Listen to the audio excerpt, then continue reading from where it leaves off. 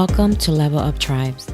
Level Up Tribes provides resources to help you attain the necessary resources to level up your mind, body, and soul and realize your full potential. It is about exploring, learning, providing you with the tools from the experts for you to create a better version of yourself. I am your host, Agnes Goodwine, and welcome, Tribes. Today, I am joined by Tracy Roberts, a Master Reiki practitioner, yoga and meditation teacher, and a certified life coach who loves the journey of life, beauty, and self-empowerment. She transcended her fears and limitations by seeking and finding alignment with her purpose. She overcame the constraints of abuse, which she experienced from early childhood into adulthood, through the simple and profound realization that she had the power to change her life by changing her mindset.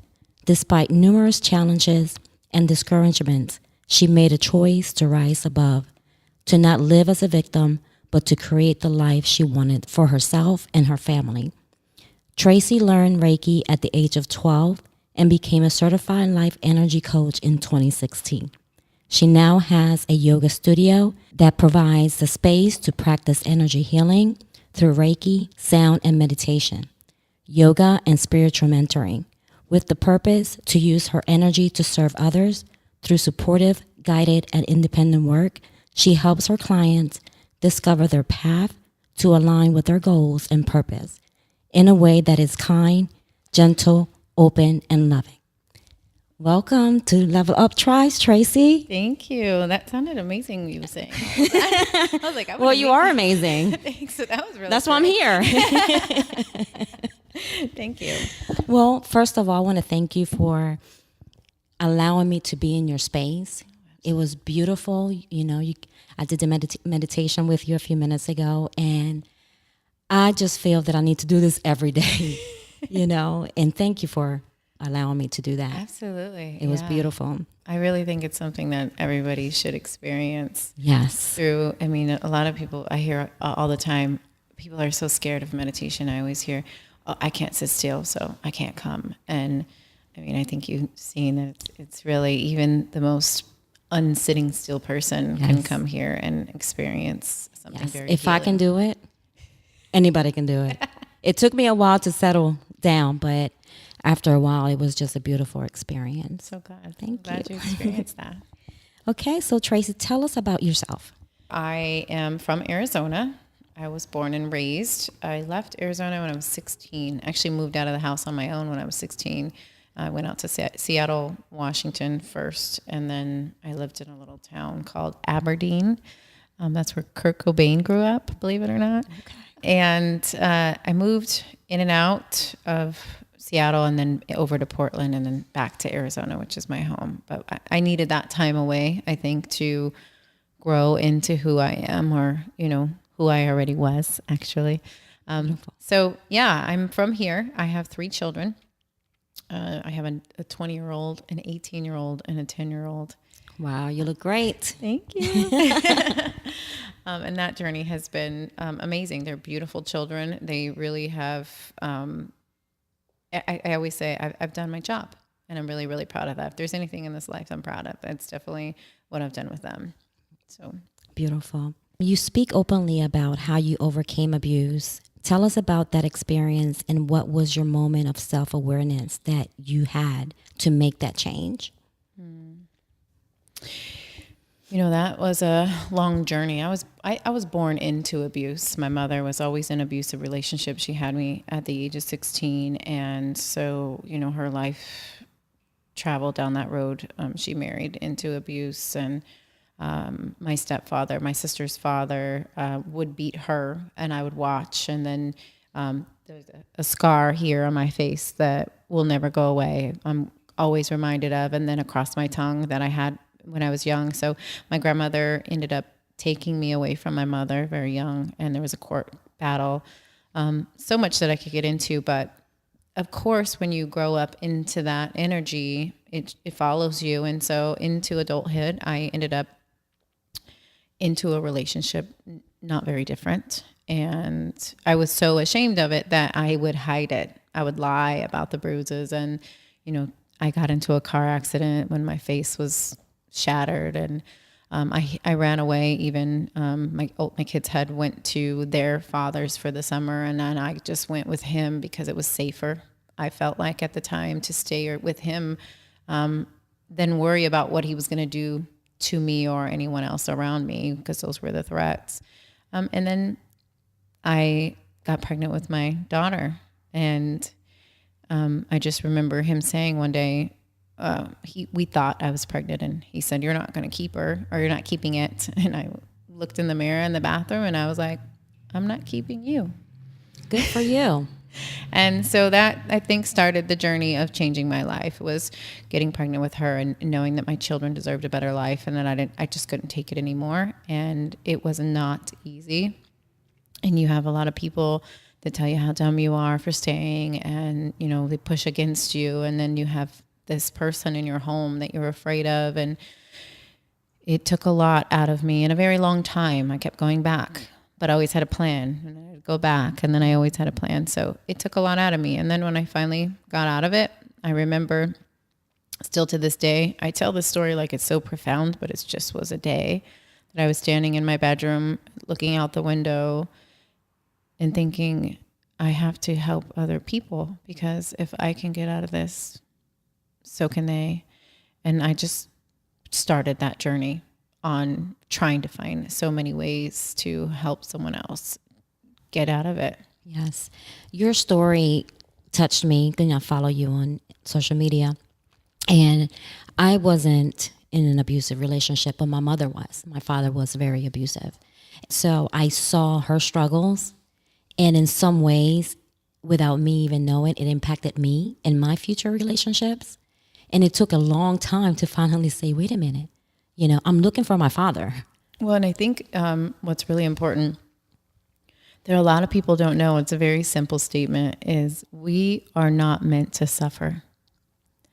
And just having someone give you that permission to know that you're not supposed to suffer, that you're not supposed to live in pain, you're not supposed to live in poverty. That's not, just because you were born into that doesn't mean that's who you are and that's what your life has to end up to be.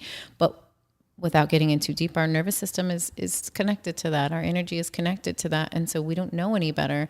And we see other people living these lives and we think, oh, I can't live that way because that's not in my path. But that's absolutely not 100% not true. And it takes a lot to see that. Right. You know, the other day I saw an article, and it spoke about generational curses and how people like us that came from a traumatic background, and then we have our kids, and it's like, you know what? There has to be a course somewhere that you have to cut, because I don't want them to go through the same things that we went through. How do you feel about that? I believe it's very true. I believe it's true so far back to not even just how you and I experience life, or our mothers and their mothers and their mothers and their mothers. But I do believe that it's possible to stop that and change that. And it has to be done consciously. And you have to really know that that's your purpose, and do the work in order for it to take effect. And I'm going to give you an example that has nothing to do with abuse. But I will, I'm quite proud of this. And that's why one of the generational curses in my family, with the women in my family, is fibroids on the uterus. And a lot of women these days are experiencing it. Yes. And about 3 years ago, I started having these pains that literally put me in the hospital, and it felt like I was giving birth to the devil every single month. Wow. And in the beginning, I would go to the hospital and they would give me pain medication, and I would go see a doctor, and she said, you know, she was quite blunt about, okay, well, we need to just remove your uterus. And I was like, no, I don't think so. Right. That's not happening. And I cried, and she's like, why are you crying? Why are you holding on to something that's clearly not, serving you? And that statement right there, for me was like, But no, I was so like, no, this is not going to happen to me. So I went through different processes, I stopped eating meat. I took a course on trauma, and I understand how the body and the mind and past DNA and all those things work with trauma. And so I went through all of these paths to try to heal myself. And then I started doing the breath work and the sound healing. and the Kundalini yoga, and I have not had pain for 5 months. Wow. I'm not kidding That's you. awesome. That's another show. Yeah. I'm going to come back to that. That's another show. But so I do truly believe that it's possible to stop the generational curses and heal yourself. You heal your life, you heal your mind, you heal your body, and you can heal all of the things that are tying themselves onto you if you are consciously doing the work. Yes, absolutely. And that goes into the power of mindset. Everyone is talking about mindset. You know, it begins in the mind. How did you change your mindset to develop the person that you are today? You know, I'm very, very, very, very grateful to my grandmother because she went through her life experiences, and at a very young age, like you said, she introduced me to Reiki, and she went through so much counseling and things on her own. But the New Age, back then they called it New Age, when I was a little girl, and the New Age life was introduced to me at a very, very profoundly young age. That's awesome. And anytime I would go through something in life, Grandma would give me a book, believe it or not. Which is what I do to people now. But I'm like, what do you got going on here? Read this and then come back to me. But she would give me a book and I would read the book. And actually, when I look at all of these things, it was that seeding into me, you know, those things that I was searching for. And then just when I search for something, I soak it up. It just I need to know everything about it. And I think that's really what started the process. And then just listening to those people that were, you know, sometimes they would say things that they meant well, and it really hurt. And those were the ones that were right. And that was the development for me to not resist it so much.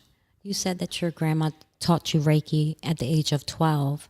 Do you come from a family background of healers? Was she a healer herself? No. So she actually wasn't the one that taught me Reiki. Oh, okay. My grandfather died of cancer. And so for her own healing purposes, she was going to see someone. And she brought me with her one day, and the lady said, that little girl has a lot of power in her and you need to make sure she learns Reiki. And my grandma had no idea what that meant and what Reiki was. I'm trying to picture a 12-year-old.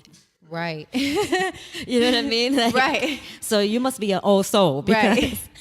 And so my grandma, she was like, okay. And so I sat in a room with the lady who taught me. She taught me how to see energy. She taught me how to feel it. She taught me how to hear it. She would, you know, just little things, how to close my eyes and see people without my eyes open. And she gave me my first crystal, and she taught me how to use it. And when I was in the 6th grade, everybody thought I was a witch. But of course, they don't because know. I always wanted to put my hands on you. I'm like, oh, you got a headache? Come here. You know, when you're young, I was like, oh, let me see what I can do. You know, and my grandma she thought it was fun. We played games. We used to manifest things. She would say, okay, let's play a game. You know, one time it was a candy bar remember that when that candy bar came out, the white chocolate with the Hershey's white chocolate candy bar with the chocolate chips in it. Yeah. I don't like it now, but she was like, you know, let's play a game. Let's see how you can manifest something. And this is, I think I was about 14 when we started doing the manifesting thing. And she was like, let's see how you can manifest something. And I was like, okay.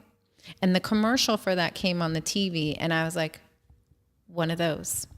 I'm going to manifest one of those. And she was like, okay, whatever. And not even 20 minutes later, my uncle walked into the living room and he had gotten a sample in the mail I'm not kidding you, and threw it in my lap. And she just looked at me and she was like, you're kind of scary. Wow, that's amazing. Yeah, but it's just those little things, like we think it's all weird, like this whole manifesting, we got to get on our knees and do all this. And it's just a matter of mindset and practice. Yes. That's all it is. And when you're young, it's so fun. Yes. You can do it. And the only thing that I would say for anybody who's practicing mindset, energy, anything that they're trying to cross over, it's a crossover, but when you're trying to find the connection to crossover, just be careful who you share it with, because a lot of people will stab those energies and try to push you backwards. And it's hard when you're not all the way strong in it. And then you have everybody else pulling against you. And you know, it is a battle. Let's talk about that a little bit, you know, because I've found that with my own experience, when I found my spirituality, people started looking at me a little different. So there's times now if I do things like this, like sound healing, I don't share that because some people just, I don't know what it is. How do you deal with that in your day-to-day life? In the beginning, it was different. I started doing things like, The Secret and manifesting, and I was very out and open about it, and I didn't care what you thought. And then I learned really quickly that, and you're on that path, and people want to push back against that, and you're not fully ready. It's really about you, whether or not you're fully ready and secure in the path that you're on. If you're really solid in that foundation, that backfired on me sharing so much because people weren't ready for that. And so I wasn't all the way ready either. I was kind of still just playing with it again and trying to see what it was and if it was real, and still had some doubt in there. And if you got a little bit of doubt in there and then you got a whole bunch of doubts outside of you, your ego or the pain body is going to just rip it right back up. And then it is kind of nerve wracking. Yes. And there's a lot of people that are not ready, but there are so many more now. I know. That are. And so it's just easier to find your tribe. For me now, I've cultivated a life around me that you have no choice but to be affected by the energy and the flow of all of this. And so I don't really have or come in contact too much with resistance as much as I used to. And if I do, I have an answer for it. So it's just so, this stuff really works, especially for healing purposes, and I try to tell people it's not that you should leave if Christianity is for you, that's fine, but at least try meditation. Yeah. Try to work in your inner self. Right. It's just the add-on to whatever it is that you're doing. But I do get a little hesitation sometimes. I think it was when I went to the Christian university. I've been studying for psychology and counseling, and in going to that university for me was very, very eye-opening to how many similarities there are in all of these religions. Yes. And so one thing I said the other day, because one of the girls this evening had texted me and she said, this girl was talking about how meditation's going to send us to hell and all these things. And I thought, oh, honey, poor baby. She's so asleep. It's okay. Like, don't argue with her, because here's the thing that I would say to anyone. I'm not doing anything that's hurting anyone. As a matter of fact, I'm helping a lot of people. But I've done my research on what you believe in. Right. And I've done my research on every religion there is out there. I've sat in the churches. I've listened. I mean literally all of them. I have sat in a Sikh temple, literally have gone through all of the religions so that I can really, really, truly understand, because I don't want to be a judgmental person. Right. And so I've taken that out. So I would say for someone who is blocking this purpose, I would say maybe try studying some other things and see what the similarities are, or why are so many people wanting to do this for them now? And is there a connection? Because I really truly believe that all of it's the same. It's just in a different language. Right on, sister. That's exactly what it is. What can you suggest to someone who is ready to release traumatic pain? Release old patterns and begin to heal from old wounds? Oh, I have a lot for that. Let's go. I'm ready. I have so much for that. But there's so many steps that you can take. I would say first, find a tribe. Because you are going to need a supportive system. You're going to need people who understand you and see you and believe in you and want you to make it through this. It's almost like an addiction. When you're ready to really, you go into a center and you're ready to I want to heal from this addiction. It's really the same thing. Our nervous system gets used to trauma. It gets used to that discomfort. It gets used to us suffering, and it feels normal. Even though we feel bad, our nervous system and our body feels normal under trauma and pain and suffering. And so when you try to heal from that, there's a rejection that happens. It's almost like withdrawal, right? From a drug or addiction. There's a rejection that happens. And so then your mind and your body will try to find more. And that's why you see people going in these cycles of pain and over and over and over. And so I would say take it easy And start with just taking a walk. Start with finding something that makes you feel good, even if it's just the wind blowing on your face, and just listen to that. It's very safe to just you can change your mind in 10 minutes a day just by finding something safe each time you feel unsafe. I think that's the beginning of it. And then find your tribe, find the people who are doing whatever it is that you want to do.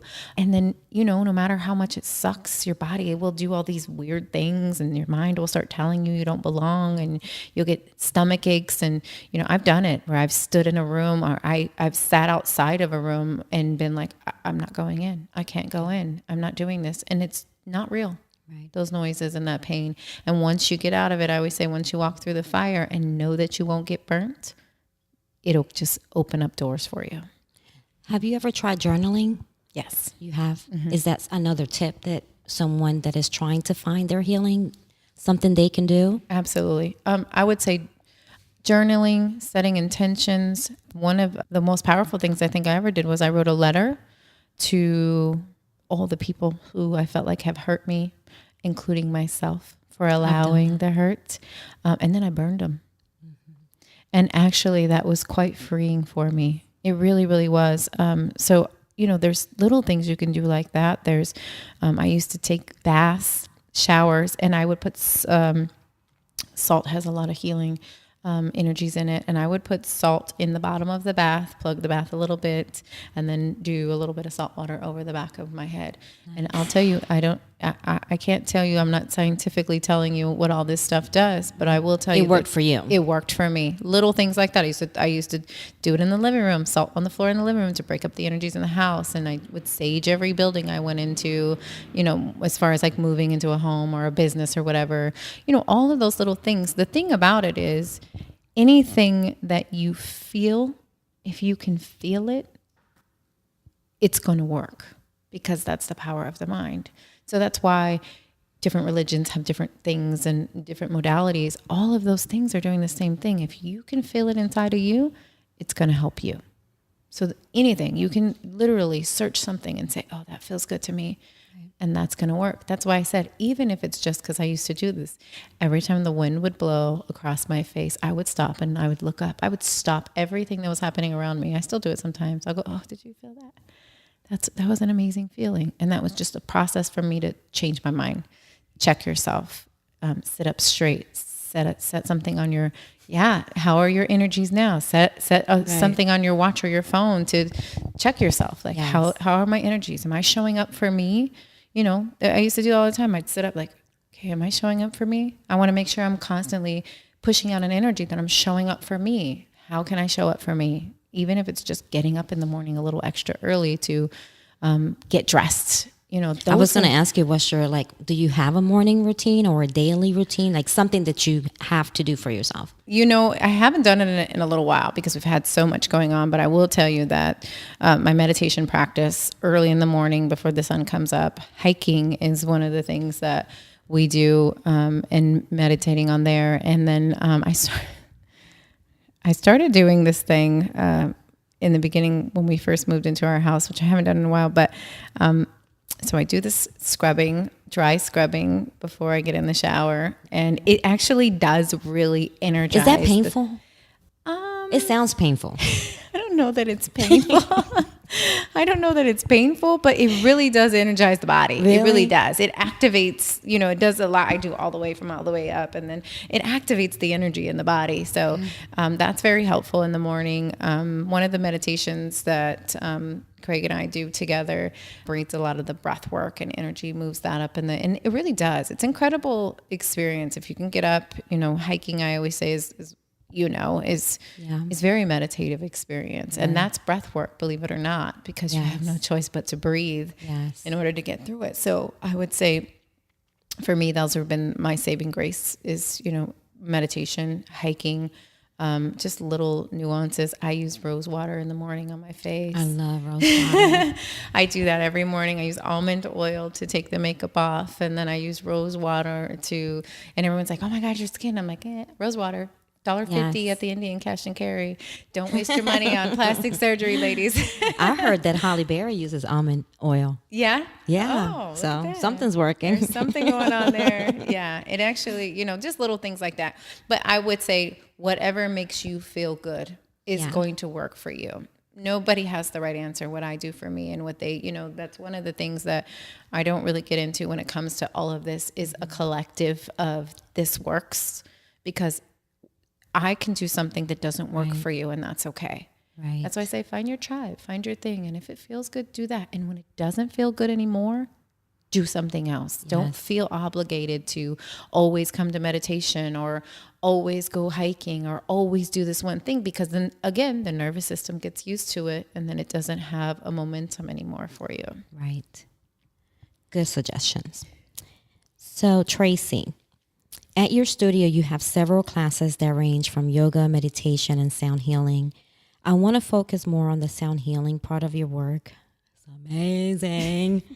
It truly is. Oh my God. Can you tell us more about sound healing and what that entails? Yeah, absolutely. For me, sound healing and Reiki are almost identical. It's energy. So everything is energy. I wanted to read something for you. I wrote this down just for you so I could share this with you. Everything that is physical comes from an energetic standpoint, right? So everything, including pain, physical pain, comes from an energetic imbalance. So when something is out of balance energetically, we are all, and this is scientific fact, we are all made up of energy, little molecules. These sounds are made up of the same energy. And so when they vibrate through you, they're able to open up those channels and heal. And that's why it always feels like, like some people will say, oh, you heard the one young lady, my eyeball was twitching, or I've seen all kinds of things happen in this room when we're doing sound healing. Yes. And I honestly believe it's attributed to healing my fibroids on my uterus. That's awesome. I really do. I think that the waves and the vibrations, there's so much studies and work done on just people healing mentally from the vibrations of sound. There's some amazing documentaries out there. I could give you a whole list of them that would really just give you, people are changing their lives just by vibration of sound. Yes.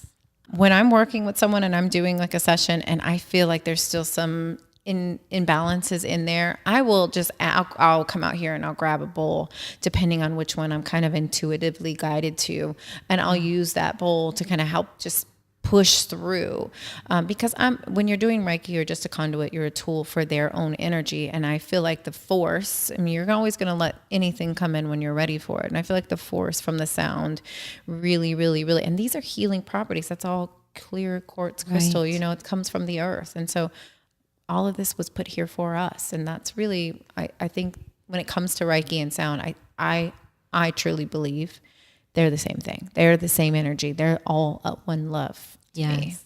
My first Reiki experience was in Atlanta, when we lived in Atlanta.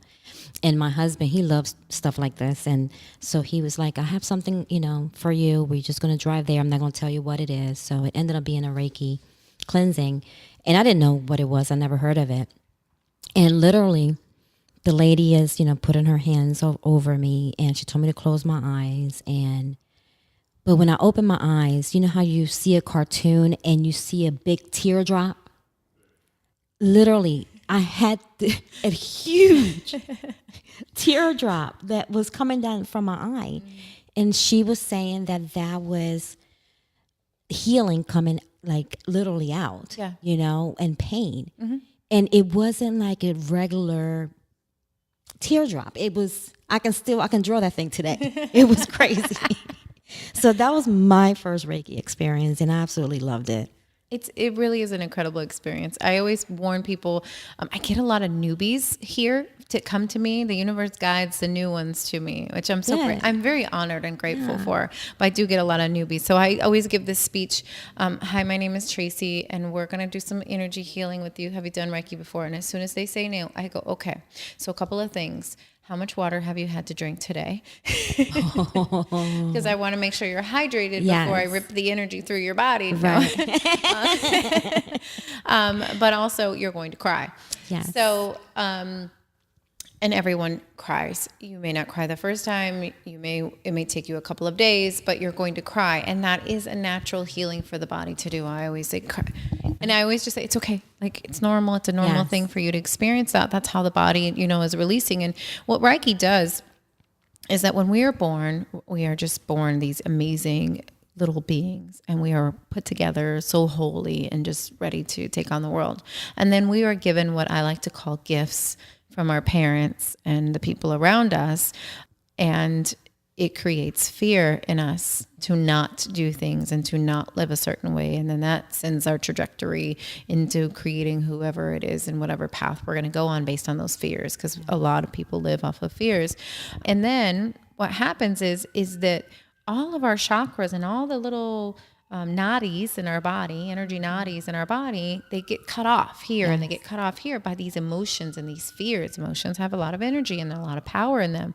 And so we get blocked, right? And so, little things start to hurt. My shoulder's hurting, my back is hurting. I got migraines. I got all of these things. And I can honestly, in my head, I really, really truly believe that there are so many people that will could just change their whole life just by energy healing. Like, you don't have to suffer like that if you just come over here. I promise. But it's not just me. It's everything. It's the bowls. It's the energy. It's the sound. And when Reiki goes through your body, it opens those doors up a little bit at a time. It's just opening and opening and opening. And so the more you receive, the more healing you get. Are we ever fully in alignment? I don't know the answer to that, honestly. And then some days we are, right? Some days we're just on this high flying disc and we're just feeling amazing and our energies are so aligned that we're just like, yes, I can do this. And then something, a pain body comes out and knocks us off our thing, and we have to like regroup. And, it's just a constant awareness that we have to be in. But this is a polarity planet. This is where this planet is set up so that we can learn, that we can teach, that we can grow as one consciousness together. It's all set up this way. And so it doesn't have to completely suck. Yes. And that's what I believe that Reiki does, is it makes it so all of this just doesn't suck as much. Right. There's no pain involved with a session. Right. Everything is just with love. All love. Reiki cannot hurt you. There's no one. And, I used to get questions all the time. Like, somebody told me that, you could do things to me from over here. And let's just get rid of all the myths right now. I should have wrote a list of all the things that I've heard. But Reiki cannot do anything but love you. It cannot do anything but help you. And it literally does without you. You don't even have to try.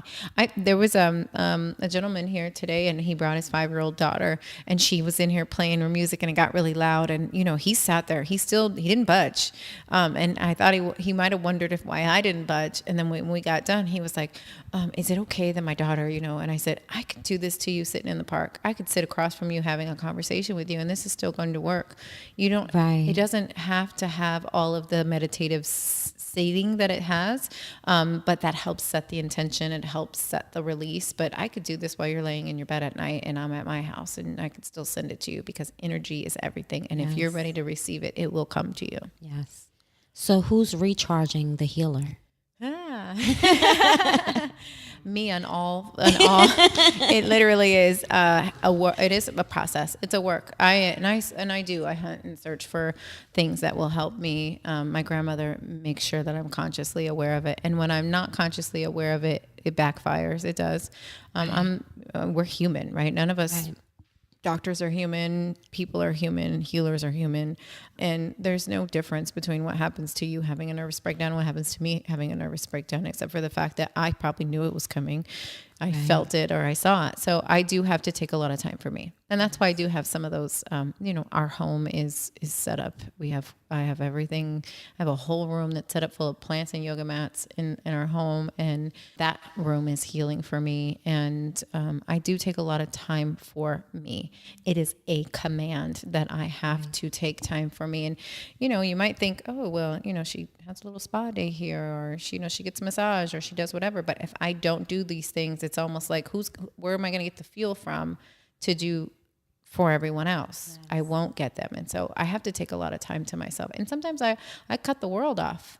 I really do. I'll cut off social media, and I will just go so introverted a little bit to just kind of sit and, do my own thing. I meditate in my car sometimes.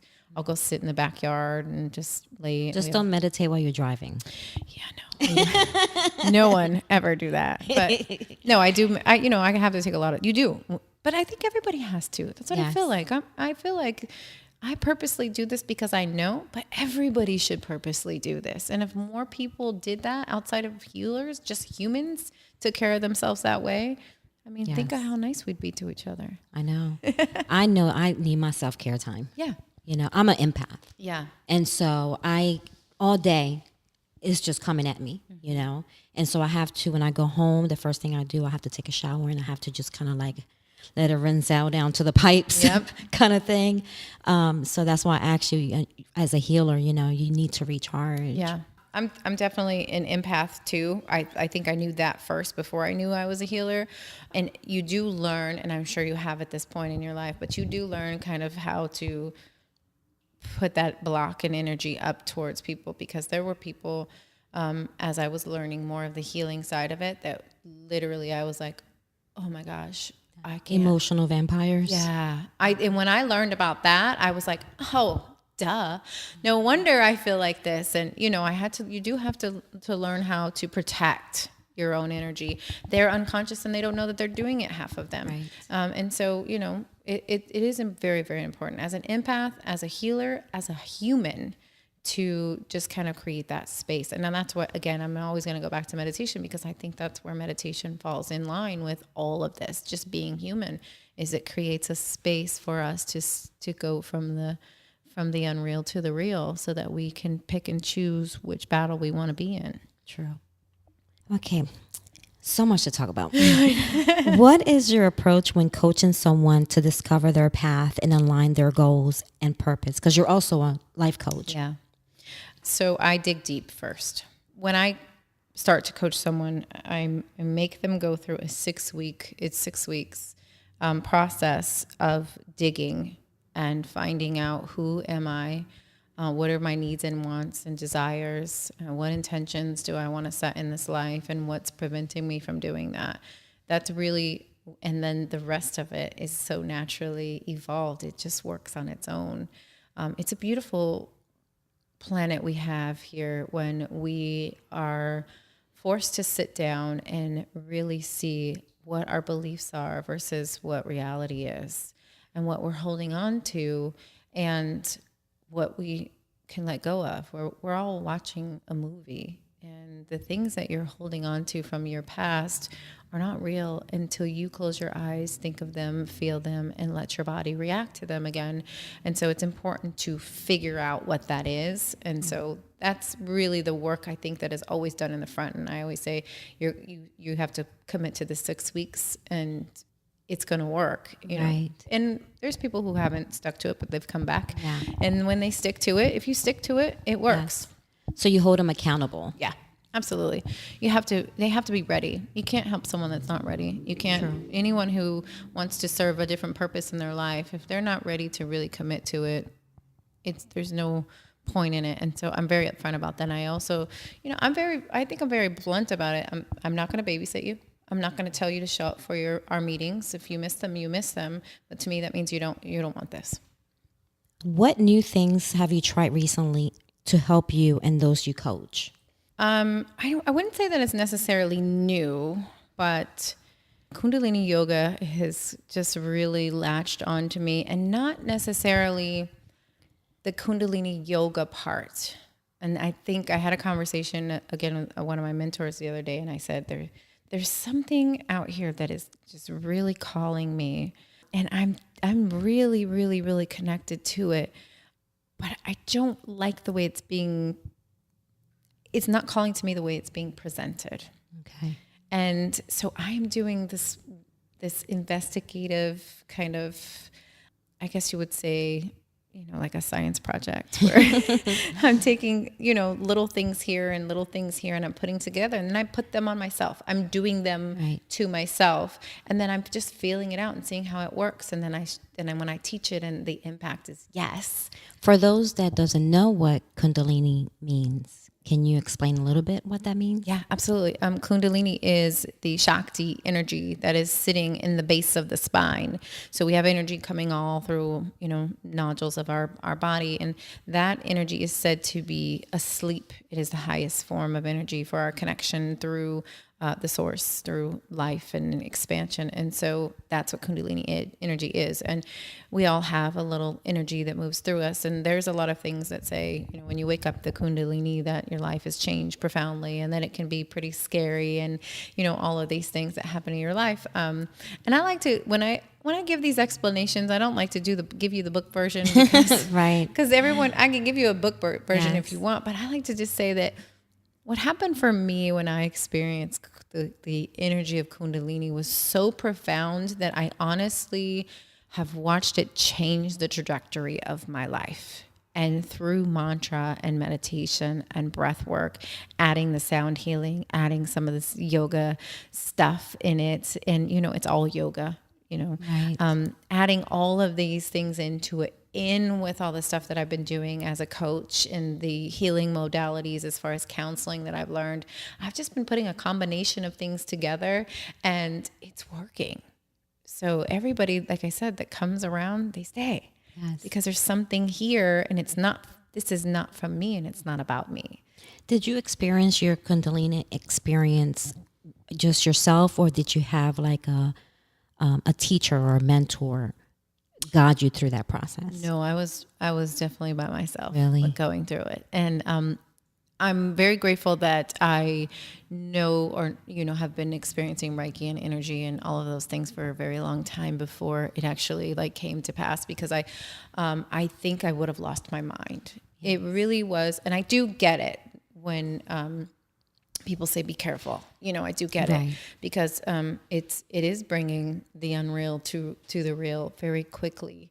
And so if you're not ready for that, or you don't have someone to guide you through that, and I don't want to say that in a scary way, because some people are walking around and don't know anything about yoga or Reiki healing, and they experience it, and they just become awake. And that, I think that's the part of it. Like, I always have been doing this lately. Have you watched The Matrix? Yes.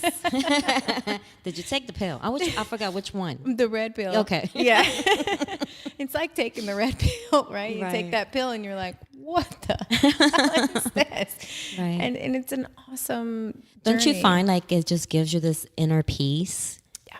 And you almost find, I know with me, when I experienced my Kundalini, it was this inner peace, this connection with my ancestors was so deep rooted, and I still have such a strong connection with them. Just a purpose. Mm-hmm.